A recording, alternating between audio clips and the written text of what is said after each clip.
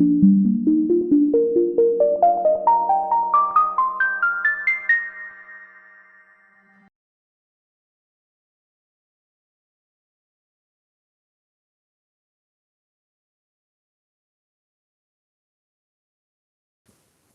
noches a todos. Antes que nada, bueno, como las anteriores sesiones que he podido estar aquí compartiendo alguna serie de reflexiones, quiero agradecer a todos los que hacen posible el hecho de que se lleven a cabo este ejercicio de alguna manera que permite abrir un espacio para que haya este vaivén de reflexiones, de información, y que pueda de alguna manera generar efectos en cada uno de los que escucha y, ¿por qué no?, hasta en mi propia persona, ¿no? Que finalmente siempre se está moviendo, la parte de las reflexiones siempre mueve, digamos, o que genera efectos en las personas y podemos ver de diferentes formas o de diferentes ángulos la misma situación. El final de cuentas, en esta ocasión lo que hemos venido planteando tiene que ver justamente con la situación de la familia, de los hijos, pero también con el deseo de los padres más allá de los hijos, ¿no? Antes de iniciar con esta sesión de hoy, yo quisiera hacer un recuento muy rápido de lo que hemos estado hablando, porque me parece importantísimo que ustedes no pierdan de vista que hay un hilo conductor, al menos en las últimas dos sesiones que tenemos y en esta tercera y por supuesto en la cuarta. No es un tema que se cierre en cada una de las sesiones, sino que una sesión nos permite ir a la otra y después ir a la otra y después ir a la otra. Entonces, en primer momento, tuvimos que ubicar un poco el deseo de ser padres. Si bien recuerdan los que estuvieron presentes aquella vez, ubicamos más o menos en qué momento surge el deseo de ser padres y ubicábamos también que antes de ese deseo hay muchos más deseos y muchos más anhelos que tienen las personas, previo incluso a... Sabemos que el deseo de ser padre se pudo haber instalado incluso desde pequeñitos, ¿no? La niña jugando ahí a la muñeca y demás. Pero tratamos de ubicar ese deseo de ser papás y tratamos de ubicar que había un panorama mucho más amplio por fuera de. En una segunda sesión nos enfocamos justamente a hablar de esta problemática que se planteó, que tiene que ver con la cultura infantocéntrica, en donde los papás justamente se dedican plenamente sus vidas a la parte de cuidado de sus hijos y se olvidan un poco de otros elementos vitales para ellos mismos, y que tal vez eso genera a veces frustración y genera que se pierdan esos otros deseos que existían o que deben de existir todavía y que se cree que no se puede acceder a ellos, ¿no? Y esta sesión nos vamos a dedicar más de lleno a la parte de los deseos por fuera de los hijos, que es el tema un poco central, pero quisiera antes también retomar un poco algo de la reflexión que surgía al final de la anterior sesión en torno a tal vez este peligro o este riesgo o este miedo que nos da pensar esta idea de, ok, sí, yo tengo deseos como hombre, como mujer, también tengo a mis hijos y yo tendría que darle cabida en mi vida a mis propios deseos, como también al cuidado y el cariño que les otorgo a mis hijos. Pero corremos el riesgo justamente de, al hacer caso a mis deseos, me olvide de mis hijos, o al hacer tanto caso a mis hijos, me olvide de mis deseos, ¿no? Y finalmente siempre hay una respuesta que somos expertos los psicólogos a veces en dar, que tiene que ver con el equilibrio, ¿no? Pero ¿cómo se llega a ese equilibrio realmente? ¿Cómo se plantea cuánto es la mitad y la mitad, ¿no? ¿Cuánto tengo que seguir mis deseos? ¿Cuánto tengo que, de alguna manera, sacrificar un poco por el cuidado de mis hijos? Bueno, no hay una respuesta en realidad absoluta. Me parece que hay un vaivén en cuanto a veces, por ejemplo, si te entregas por completo a tu trabajo, pues eso es prioridad en ese momento, ¿no? Tus hijos quedan por debajo de la... Sí, pero cuando estás con tus hijos, tal vez tus hijos suben en ese nivel de prioridad y entonces se les da toda la prioridad a ellos, ¿no? ¿Esto por qué les digo? Porque generalmente, como yo dije desde un principio, lo que yo pretendía en esta serie de sesiones que iba a tener con ustedes era abordar el tema de la escuela para padres de una óptica diferente. Y si bien es cierto que es importante, vuelvo a mencionar lo que ya otras veces decíamos, es importante que ustedes sepan cómo actuar en determinadas situaciones con su hijo. También es importante que ustedes comprendan que esto que hemos estado reflexionando, es decir, que ustedes puedan acceder a su deseo, que ustedes puedan de alguna manera también tener una vida por fuera de los hijos, va a generar un efecto positivo en los hijos.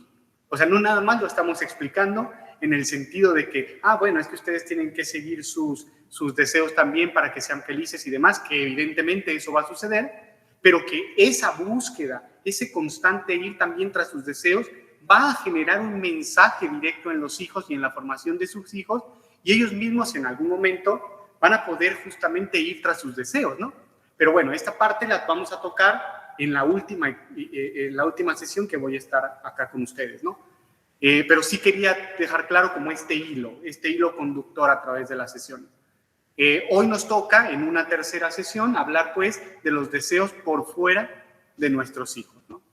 Entonces, y hoy lo voy a hacer de una forma muy especial, y les digo muy especial en términos de que, bueno, yo me dedico a la clínica y entonces pues me toca escuchar bastantes experiencias, no todas obviamente relacionadas al aspecto de los hijos, pero obviamente que los hijos siempre tienen como, cuando están ahí, siempre juegan un papel y siempre finalmente generan efectos en la vida subjetiva de cada una de las personas que llega ahí al consultorio, ¿no? Entonces, esta sesión quiero trabajar con ustedes una reflexión a través de una viñeta clínica. No quiere decir que vamos a abordar un caso clínico aquí de los que llegan a mi clínica, pero vamos a tomar una serie de aspectos, ¿sí?, que me parecen relevantes para reflexionar acerca del tema en cuestión el día de hoy. Cabe mencionar que evidentemente la historia o el historial clínico que voy a comentar un poco con ustedes, tengo la autorización de mi paciente en este caso para comentarlo abiertamente con ustedes. Evidentemente no voy a usar nombres reales y voy a cambiar algunas situaciones para salvaguardar, digamos, la identidad, aunque incluso mi paciente, cuando le comenté la idea, me dijo, ay, no, con todo gusto, con tal de que llegue esto que yo he estado trabajando y esto que yo he estado reflexionando a otras personas, pues yo encantada, ¿no? Pero aún así, dejo claro desde ahorita que lo que vamos a estar revisando, pues básicamente son elementos de ese caso, pero digamos un poco tergiversados, ¿no?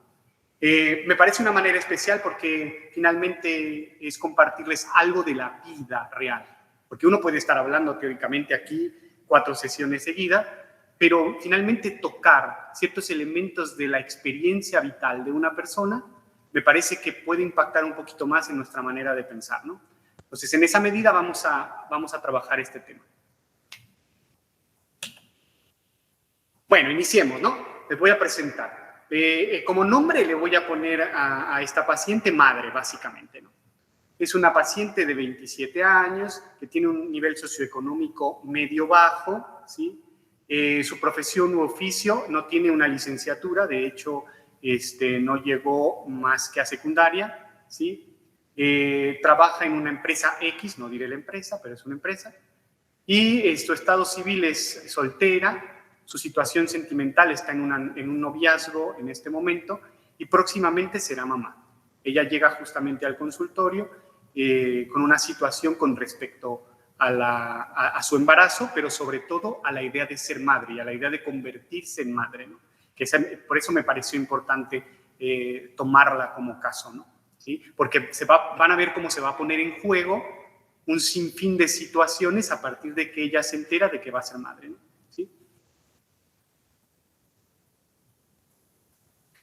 Vamos a hablar un poquito de previo al embarazo, qué estaba haciendo esa madre, ¿no? ¿Qué estaba haciendo?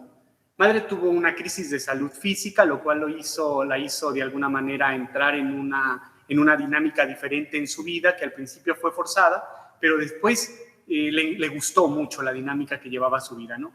Y entonces a partir de eso encontró una actividad que al principio solo hacía por salud, pero después terminó por encantarle. Le gustó, se convirtió en un anhelo, en un deseo seguir haciendo esto, ¿no? Que descubrió a partir de un diagnóstico de salud que, bueno, era negativo en ese momento para él. Dicho sea de paso, ahorita está bien. Le gusta mucho su trabajo, le encanta su trabajo. Ella se siente plena en el ambiente laboral, siente que su trabajo es muy importante porque se siente independiente económicamente, porque se siente útil ante lo que hace y demás, porque siente que beneficia de alguna manera con lo que ella hace a la sociedad en general, ¿no? siempre está luchando por sobresalir, siempre está luchando por ser mejor en su profesión. Al principio le daba un poco de miedo, pero poco a poco fue aprendiendo el qué hacer dentro de la empresa en que labora, y finalmente hoy es una de las mejores trabajadoras, y le encanta, ¿no?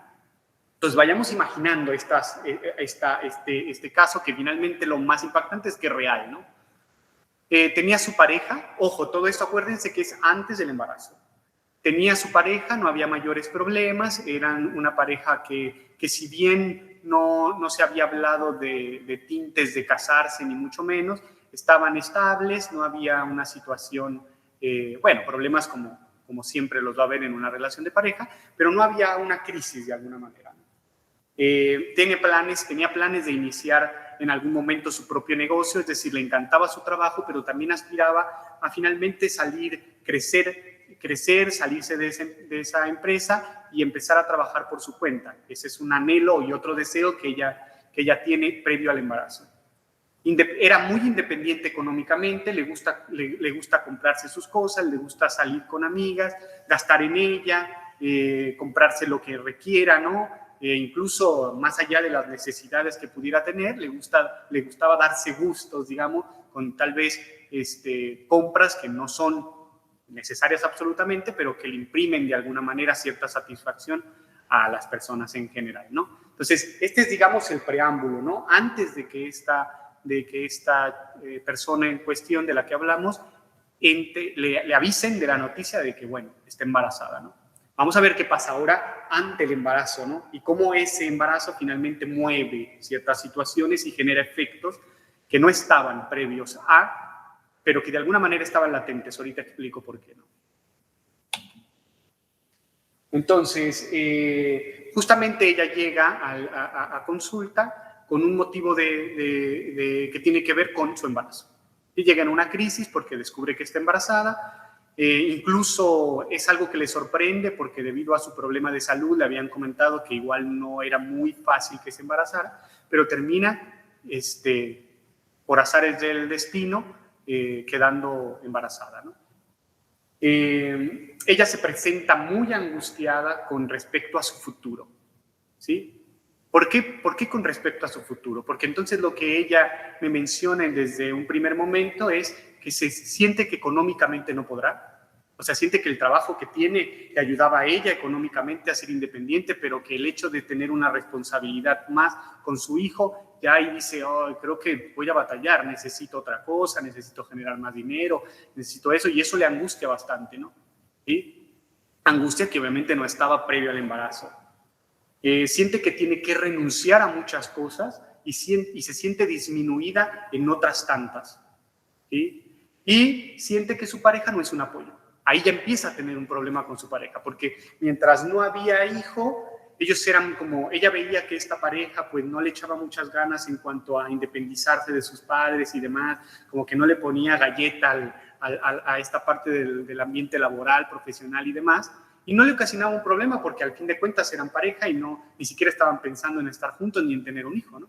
A partir de que finalmente aparece la idea de que está embarazada, empieza a decir, chin, pero no le veo futuro con mi pareja actual, ¿no? Porque no me apoya finalmente y no tiene cómo apoyarme. Entonces, fíjense cómo la situación cambia de un momento a otro ante la llegada de un hijo. Y claro, ustedes podrían decir, bueno, pero finalmente aquí faltó planeación, aquí llega aparentemente en un momento en que no se lo esperaban y demás, pero déjenme decirles que ella siempre quiso ser madre. O sea, sí estaba en su deseo de vida, aparte de todos los deseos que nombramos, ser madre. Se había un poco hecho a la idea de que no iba a poder serlo por la situación de salud, pero sí quería, sí había un deseo de serlo, ¿sí? Entonces, con respecto a que se siente económicamente que no va a poder solventar eso, empieza a darme una serie de ideas interesantísimas, porque tienen que ver con la concepción justamente de convertirse en padres, y tal vez no recalqué algo antes de seguir. No importa acá que estemos hablando de una mujer, podemos llevarlo también hacia el terreno del padre, ¿sí? Podemos llevarlo también hacia el terreno. Podríamos, si la pareja fuese la que hubiera venido a mi consultorio, tal vez tendríamos diferentes angustias, pero tendríamos algunos efectos, ¿no? Ok, regreso. Empieza a decirme una serie de ideas que tiene que ver con su conceptualización de convertirse en madre. Me dice, mi dinero ya no es para mí. Ya no es para mí. Ahora tengo que ahorrar y todo se tiene que ir para pues, los futuros pañales, las situaciones del médico, pagar todas sus idas con el ginecólogo y demás, ¿no? Dice, ya no podré salir con mis amigas. Y las necesidades de mi hijo por venir son prioritarias. Fíjense qué efecto causa, ¿no?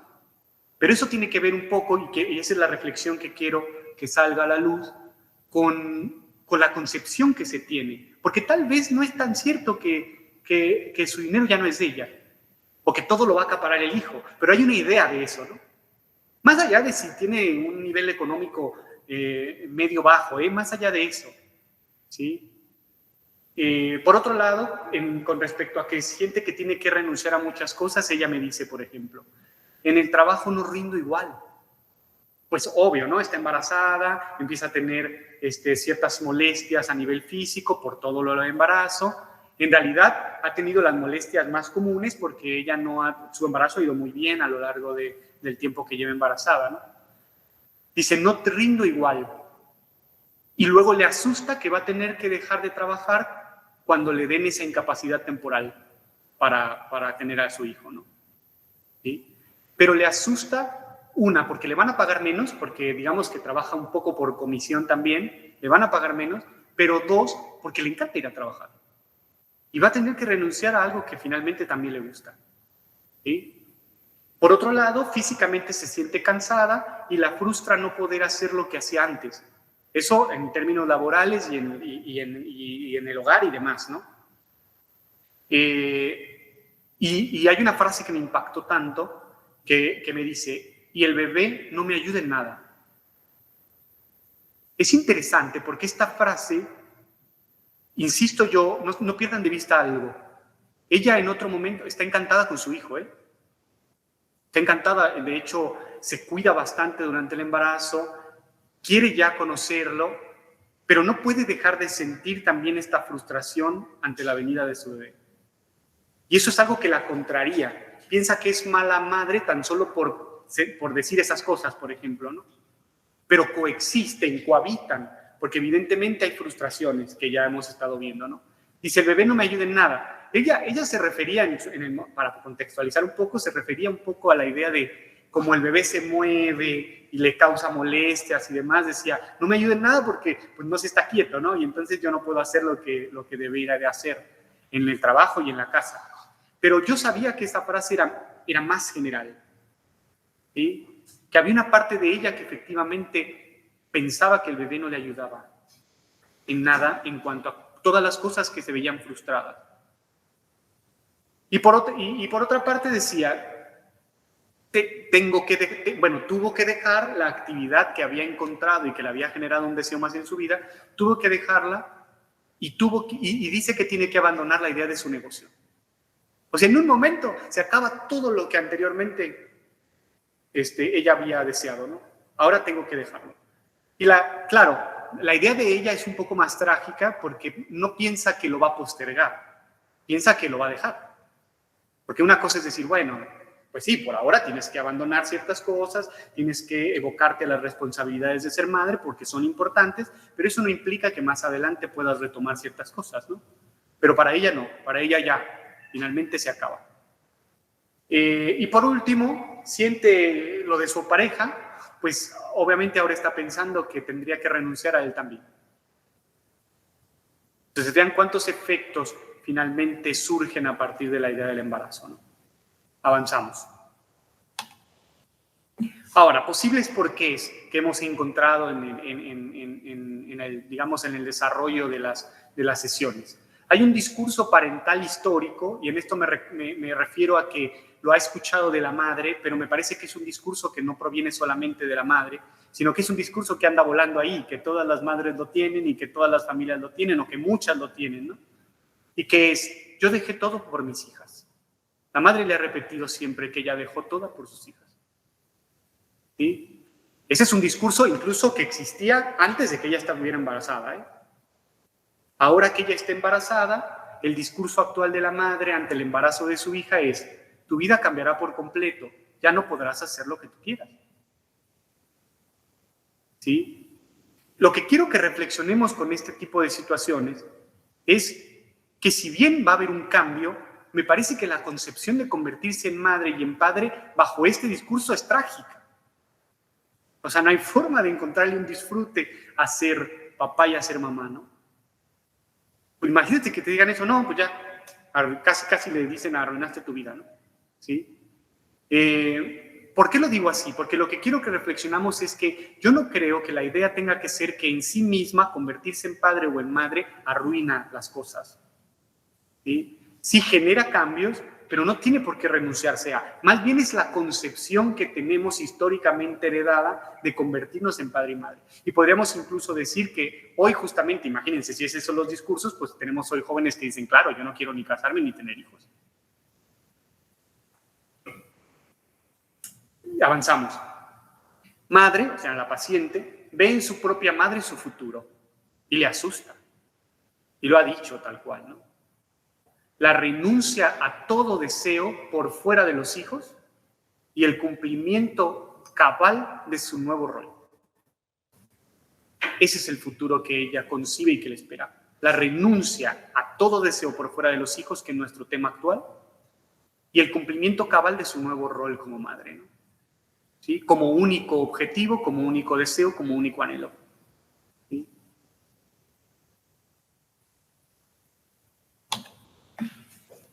Entonces, si reflexionamos un poco sobre esta pequeña viñeta que hoy quería reflexionar con usted, tenemos que madre está luchando contra toda una ideología de que convertirse en madre o padre significa renunciar a todo.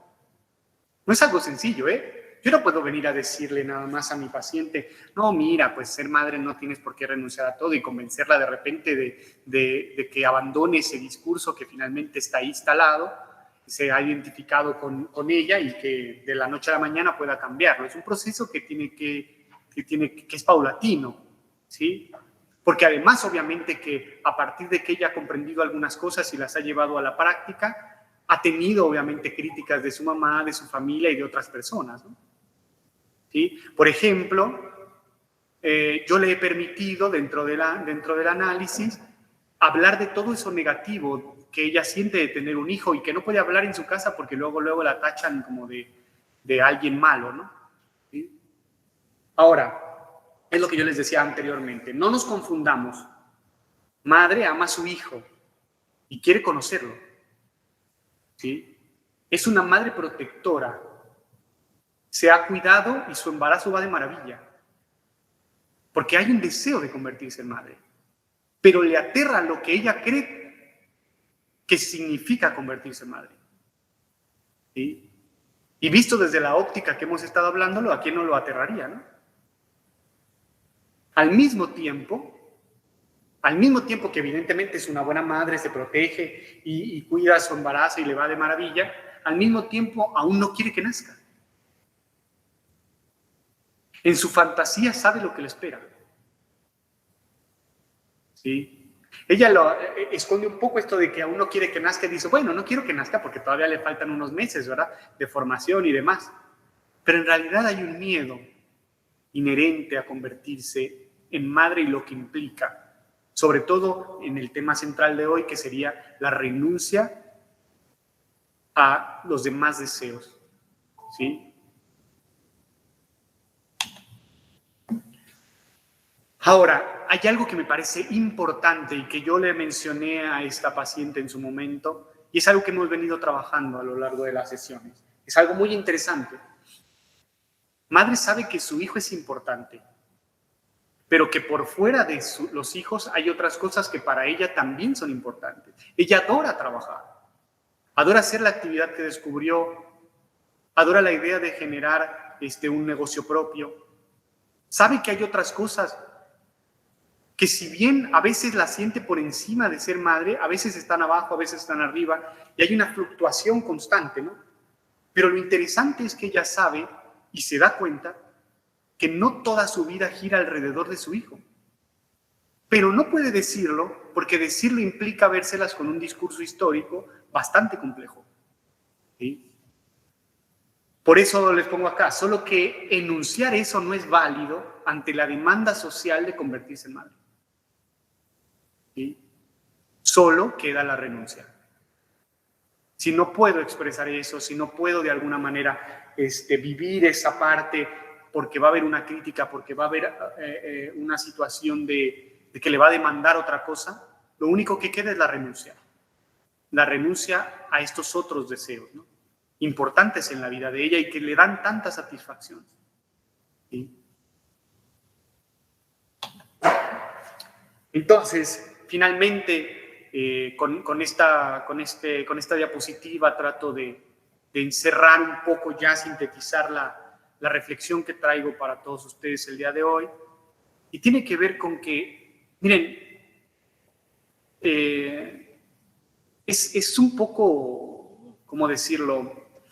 Un tanto riesgoso hablar de lo que he venido hablándoles, porque se puede generar matices que no son justamente los que yo quiero expresar. Y se pueden generar esos matices que ahorita voy a decirles cuáles son, porque justamente no estamos acostumbrados a ver esta perspectiva de la paternidad, ¿no? Porque yo nunca, en ningún momento pretendo que la idea sea aniquilar el deseo de ser padre. O sea, que no exista. A la contra, yo quisiera que suavizáramos el deseo de ser padre para que gente se animara y que se animara justamente sin miedo a que toda su vida cambia por completo y para mal, ¿no?